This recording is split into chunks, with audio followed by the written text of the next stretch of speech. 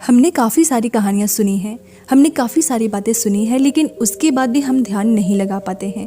हम किसी काम में मन नहीं लगा पाते। आखिर ऐसा क्यों है और ऐसी क्या वजह है जिस कारण जब भी हम कोई कार्य करना शुरू करते हैं तो हमारा मन भटकने लगता है, हमारे मन में तरह तरह के विचार चलने लगते हैं और हम उस कार्य पर ध्यान ही नहीं लगा पाते। तो अगर आप भी इस समस्या से जूझ रहे हैं तो आज की कहानी ये आपके लिए बहुत ही महत्वपूर्ण होने वाली है। तो इस कहानी को अंत तक ज़रूर सुनिएगा।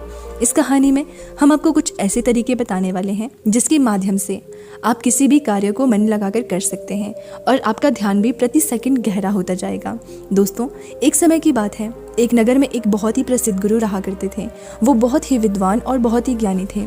लोग उनके पास अपने समाधान के लिए बहुत दूर दूर से आया करते थे और उनके आश्रम में उनके कई शिष्य भी थे और वो उनके साथ रहते थे। एक दिन की बात है, वो अपने आश्रम में टहल रहे थे कि तभी उन्होंने देखा कि उनका एक शिष्य संस्कृत के कुछ श्लोकों को एक पन्ने से दूसरे पन्ने पर उतारने का प्रयास कर रहा था, लेकिन बार बार गलती होने के कारण उसे वो सारा काम दोबारा शुरू करना पड़ रहा था। कई बार प्रयास करने के बाद आखिरकार वो थक गया और हार मान ली। तभी उसकी नज़र उन गुरुवर पर पड़ी।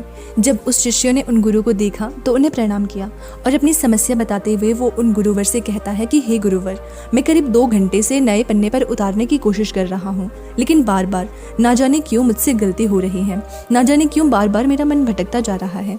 मैं हर बार अपने मन को साधने की कोशिश कर रहा हूँ, लेकिन बार बार मुझसे कोई ना कोई गलती हो ही जा रही है और इसी कारण मुझे बार बार ये काम एक नए सिरे से शुरू करना पड़ रहा है। आखिर ऐसा क्यों हो रहा है? इसका जवाब देते हुए वो गुरुवर अपने उस शिष्य से कहते हैं, ऐसा केवल ध्यान की कमी के कारण होता है, क्योंकि एक साधारण इंसान अपने मस्तिष्क की ऊर्जा को यूं ही व्यर्थ कर देता है।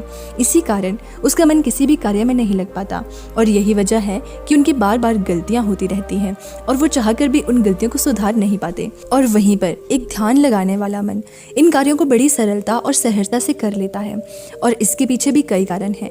तभी वो शिष्य उन गुरुवर से कहता है कि कौन से कारण है गुरुवर? तभी वो गुरुवर अपने शिष्य से पहला कारण बताते हुए कहते हैं कि आप लिखते वक्त जरूर किसी और घटना के बारे में सोच रहे हो। इस पर वो शिष्य हाँ में सिर हिलाते हुए कहता है, जी मुनिवर, आपने बिल्कुल सही कहा। आज सभी शिष्यों की छुट्टी है और सभी अपने अपने कामों से बाहर गए हैं, लेकिन मुझे ये काम मिला है और मुझे इस काम को पूरा करना है। शायद यही कारण है कि मैं ठीक से मन नहीं लगा पा रहा हूँ। तभी वो युवा शिष्य उन गुरुवर से कहता है कि हे गुरुवर, यदि हमारा मन कहीं ना लगे और हम किसी भी कार्य को सही ढंग से ना कर पाए तो ऐसी स्थिति में हम अपने ध्यान को कैसे बढ़ा सकते हैं? इसका जवाब देते हुए वो गुरुवर अपने उस युवा शिष्य से कहते हैं कि मैं तुम्हें कुछ ऐसे तरीके बताने जा रहा हूँ जिन्हें यदि तुम ध्यान में रखोगे तो तुम अवश्य ही अपनी ध्यान शक्ति को बढ़ा पाओगे और तुम किसी भी कार्य में गहराई से मन लगा पाओगे। आगे गुरुवर सबसे पहला तरीका बताते हुए कहते हैं कि जब भी तुम्हारा मन किसी कार्य में ना लगे तो सबसे पहले सांसें लो और गहरी सांसें छोड़ो। ऐसा करीब 5 बार करो और अपने मन को काम और अन्य चीज़ों से हटाकर केवल सांस पर ले आओ। आगे गुरुवर अगला तरीका बताते हुए कहते हैं कि जब भी तुम कोई कार्य कर रहे हो तो अपनी सारी इंद्रियों को एक काम से जोड़ने का प्रयास करो। जैसे कि अब भी तुम लिखने का प्रयास कर रहे थे तो लिखते वक्त जब तुम कलम अपने हाथों में पकड़ते हो तो उंगलियों के बीच में उस कलम का स्पर्श महसूस करो। अपनी आंखों से शब्दों को बनते हुए देखो और लिखते समय कलम और कागज के घर्षण से जो आवाज़ उत्पन्न हो रही है उस पर ध्यान केंद्रित करो, उसे ध्यान से सुनो या फिर तुम लिखते समय शब्दों का उच्चारण करके अपने मन के भीतर गूंजता हुआ महसूस करो और अब अपनी नाक से उस स्याही की गंध को महसूस करो। इससे तुम्हारी सारी इंद्रियां एकजुट हो जाएंगी और एक ही काम से जुड़ जाएंगी। आगे वो गुरुवर कहते हैं कि अपने काम के साथ एकजुट हो जाओ, उससे जुड़ जाओ और अपनी इंद्रियों को अपने काम के साथ जोड़ने के बाद तुम्हारा ध्यान अत्यधिक गहरा हो जाएगा। इसका अर्थ ये हुआ कि तुम काम के साथ एक हो चुके हो, यानी कि तुम काम में पूरी तरह से खो चुके हो और जब तुम इस प्रकार कोई भी कार्य करोगे तो तुम्हें समय का पता भी नहीं चलेगा और तुम्हारे कार्य में कोई भी गलती नहीं होगी। लेकिन मेरी एक बात और याद रखना, यदि बीच बीच में तुम्हारा मन भटकने लगे, तुम्हारे मन में तरह तरह के विचार उठने लगे और तुम्हारा मन यहाँ वहाँ भागने लगे तो डरना मत। तुम दोबारा से निश्चय करना और दोबारा से ध्यान लगाने का प्रयास करना। देखते ही देखते तुम इस अभ्यास में निपुण हो जाओगे और तुम्हारा ध्यान अत्यधिक गहरा होता चला जाएगा। उस शिष्य ने उन गुरुवर की सारी बातें ध्यानपूर्वक सुनी और उसके बाद उसने ऐसा ही किया और देखते ही देखते वो अपने कार्य में इतना खो गया कि जहाँ जहाँ वो गलतियाँ कर रहा था वहाँ पर अब उसकी कोई भी गलतियाँ नहीं हो रही थी। और तो और उसने अपना सारा कार्य एक ही बार में पूरा कर लिया।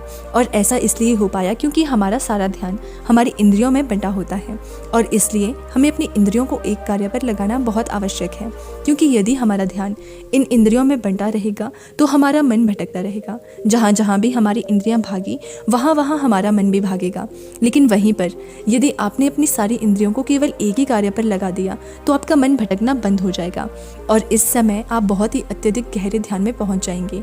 किंतु साधारण मन इसे ज़्यादा देर तक साध नहीं सकता। लेकिन इस प्रकार बार बार और निरंतर अभ्यास करने से मन ध्यान को साधना सीख जाता है और आपको ध्यान अत्यधिक गहरा होने लगता है और आपको उस कार्य में रुचि भी आने लगती है। और जब भी आप उस कार्य में पूरी तरह से खो जाते हैं तो आपको समय का भी पता नहीं लगता और आपका कार्य भी अच्छी तरह से और सफलतापूर्वक हो जाता है। वो गुरु अपने शिष्य को ये सारी बातें बताकर ध्यान में लीन हो गए।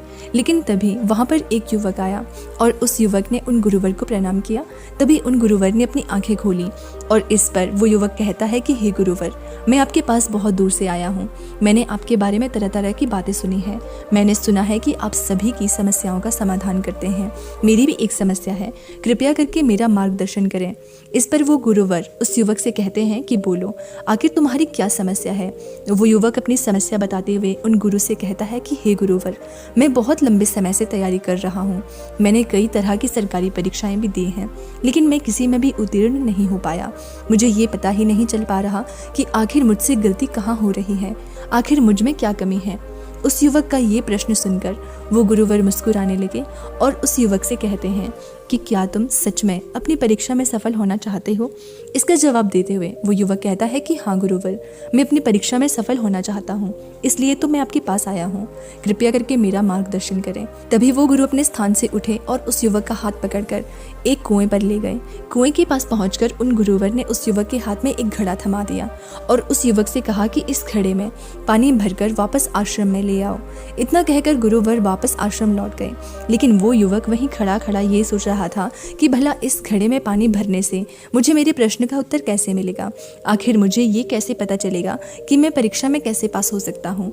लेकिन उस युवक के पास और कोई विकल्प ही नहीं था। इसलिए जैसा कि उसे उन गुरुवर ने कहा था, कुएं से पानी खींचा और मटके में पानी भर लिया। लेकिन ये क्या, मटके में तो कई सारे बारीक छेद हैं जिनसे पानी धीरे धीरे रिस रहा है।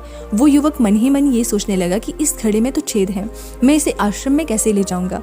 तभी उसने सोचा कि ये छेद तो बहुत छोटे हैं, यदि मैं इसे जल्दी जल्दी ले जाऊं तो मैं आश्रम तक जल्दी पहुंच जाऊंगा और इसमें से पानी भी ज़्यादा नहीं गिरेगा। ये सोचकर उस युवक ने वो घड़ा उठाया और दौड़ता हुआ वो जल्दी जल्दी उन गुरुवर के पास पहुंचा।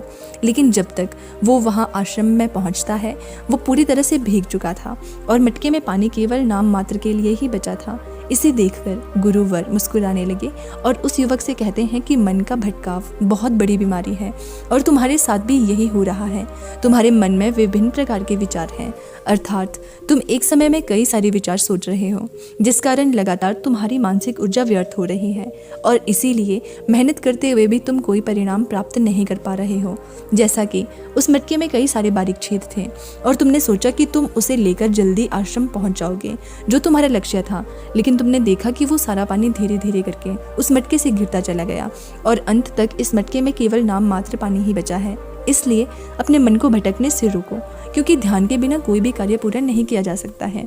इस पर कुछ लोग ज़रूर कहेंगे कि कुछ काम केवल शारीरिक शक्ति से ही होते हैं, लेकिन याद रखें कि शरीर भी मन के आदेश पर ही चलता है, इसलिए सारे कार्य मानसिक शक्ति से ही संभव हो पाते हैं। यदि कोई लकड़हारा लकड़ी काटते समय ध्यान न रखे तो वो एक जगह पर कुल्हाड़ी नहीं चला सकता और हो सकता है कि वो खुद को भी चोट पहुंचा ले। इसलिए जानकारी और हर कार्य का मूल तत्व है ध्यान। यदि तुम अपने जीवन में कुछ बड़ा हासिल करना चाहते हो, तो इस परीक्षा में सफल होना चाहते हो, तो तुम्हें एक जगह ध्यान लगाना ही सीखना होगा, क्योंकि तुम जैसी आदत डालोगे वैसा ही तुम्हारा मन बनता चला जाएगा। इसलिए जब भी तुम छोटे से छोटा कार्य करते हो तो उसे पूरा मन लगा कर करो। ऐसा करने से हमारे मन का स्वभाव बदलने लगता है और हम किसी भी कार्य में मन लगाने लगते हैं। और यदि एक बार तुमने इसमें निपुणता हासिल कर ली तो तुम्हें सफलता अवश्य मिलेगी। तभी वो युवक उन गुरुवर से कहता है, किंतु गुरुवर, जब भी मैं पढ़ने बैठता हूँ तो मन में तरह तरह के विचार आने लगते हैं और मैं मन के उन विचारों में हटा चला जाता हूँ और चाहकर भी अपने मन को रोक नहीं पाता। ऐसी स्थिति में मैं मन के उन विचारों को कैसे छोड़ सकता हूँ। इस पर वो गुरुवर मुस्कुराते हुए उस युवक के हाथों में गिलास थमा देते हैं और उस गिलास में लबालब पानी भर देते हैं और उस युवक से कहते हैं कि ये गिलास जो तुम्हारे हाथ में है, इस गिलास में से एक भी बूंद पानी नीचे नहीं गिरना चाहिए, इसे पकड़ कर रखो। तो इस पर वो युवक कहता है, लेकिन कब तक? इसके जवाब में वो गुरुवर उस युवक से कहते हैं कि जब तक ये गिलास मैं तुम्हें नीचे रखने के लिए ना कहूँ। उस युवक ने उन गुरुवर की बात मान ली और तत्परता के साथ गिलास लेकर वो खड़ा हो गया। आखिर में उसे भी तो अपनी योग्यता उन गुरुवर को साबित करनी थी। शुरू में सब कुछ ठीक चल रहा था, लेकिन कुछ ही देर बाद उसके मन में तरह तरह के विचार उठने लगे और ये सोचने लगा कि आखिर ये सब करने से भला क्या होगा। मैं चाहे कितनी भी कोशिश कर लूँ, लेकिन मेरा मन मेरे बस में नहीं आने वाला है। मैं उस पर नियंत्रण नहीं साध सकता, मैं कभी नहीं बदल पाऊंगा। ये सोचकर वो लड़का मन ही मन असहज होने लगता है और वो लगातार कोशिश करता रहा, लेकिन अब उसके शरीर के हिलने से बार बार पानी गिलास से नीचे गिर रहा था और जमीन पर फैल रहा था। ये देखकर वो गुरुवर उस युवक से कहते हैं, बेटा, जब तक तुम्हारा मन शांत था तब तक पानी की एक बूंद भी गिलास से नीचे नहीं गिरी, लेकिन जैसे ही तुम्हारे मन में तरह तरह के विचार उठने लगे, तुम्हारा शरीर भी वैसी प्रतिक्रिया देने लगा और तुम्हारे शरीर की प्रतिक्रिया देने के कारण गिलास से पानी नीचे गिरने लगा और जमीन पर फैलने लगा। आगे और गुरुवर उस युवक को समझाते हुए कहते हैं, बेटा, जैसे गर्म लोहे पर हथौड़े की चोट पड़ती है तो वो एक नया आकार लेता है, ठीक उसी तरह से एक विचार छोटे हथौड़े के जैसा होता है, जिसकी चोट से इंसान का शरीर, व्यक्तित्व और मन आकार लेने लगता है। अर्थात तुम्हारा ये मन गिलास में पानी की तरह है और ये बहुत आसानी से भटक जाता है, विचलित हो जाता है। यदि तुम चाहते हो कि गिलास में भरा हुआ ये पानी शांत रहे तो इसके लिए तुम्हें अपने मन को शांत रखना होगा। इसके बाद गुरुवर उस युवक को कहते हैं कि अब इस गिलास को एक बार फिर से पकड़ो और अपना सारा ध्यान अपनी सांस पर लगाओ और सांसों को अपने पेट में, सीने में आता जाता महसूस करो। हाथ में जो दर्द है, जो असहजता हो रही है, उसे जाने दो। मन में जो विचार आ रहे हैं उन्हें जाने दो। खुद को ये याद दिलाओ कि तुम मन नहीं हो, बल्कि मन को देख रहे हो। तुम सांस भी नहीं हो, तुम सांस को देख रहे हो। ऐसा याद करने से विचार आकर चले जाएंगे, लेकिन तुम्हें विचलित नहीं कर पाएंगे। थोड़ी देर तक वो लड़का यूं ही अभ्यास करता रहा और अब तक पानी के उस गिलास से एक भी पानी की बूंद नीचे नहीं गिरी थी। ये देखकर वो गुरुवर मुस्कुराए और युवक से कहते हैं, बेटा, बस अब यही अभ्यास अपने काम और पढ़ाई में करना। इससे मन धीरे धीरे शांत होने लगेगा।